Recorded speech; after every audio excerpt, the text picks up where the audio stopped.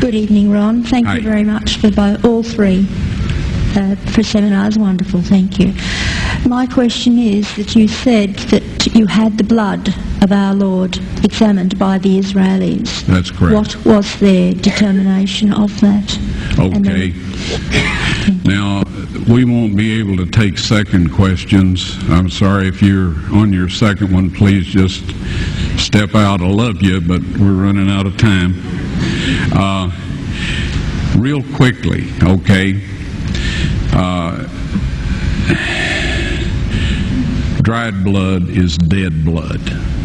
Everybody knows that, all right? They can test the blood of the pharaohs, the mummies of the pharaohs, all right? There's certain things they can do.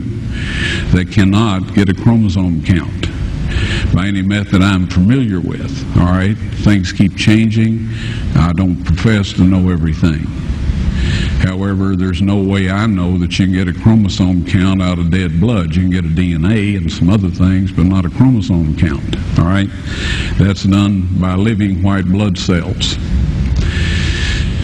Now then, first of all, in this analysis, I took the blood into a laboratory in Israel. I asked one of the people I work with in antiquities, where is a good laboratory that does reliable work?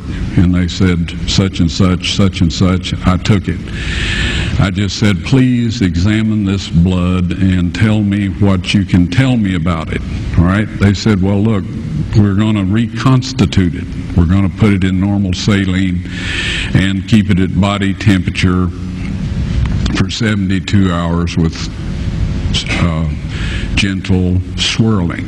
All right, that's their business. That's great. I said, now I want to be there when you check it out. They said, fine. So I was back. They checked it out. I said, now, they said it's human blood. We can tell that. They did whatever tests they need to do. And then I said, take some of the white blood cells and put them in a growth medium and keep them at body temperature for 48 hours. And they said, well, that'll do no good because it's dead blood.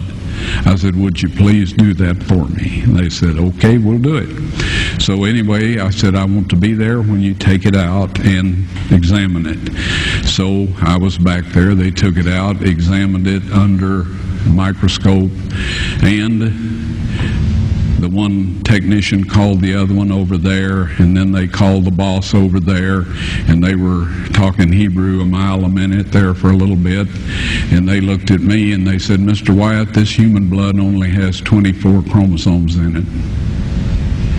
Everybody else has 46. You see, 23 from your mother, 23 from your father, 22 autosomes from your mother, 22 autosomes from your father.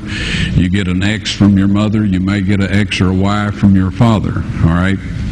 This blood had 23 chromosomes from the mother's side, one Y chromosome only.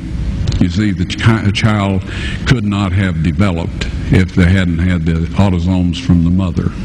So all of his physical characteristics were determined by his mother's side of the family, her autosomes. His maleness was determined by this one Y that came from a source, not a human male. Then they said, this blood is alive. And then they said, whose blood is this?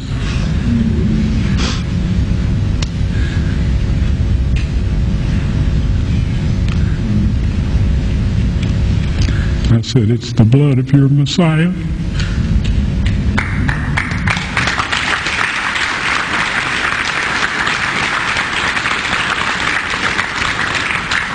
And I assure you those men's lives have changed.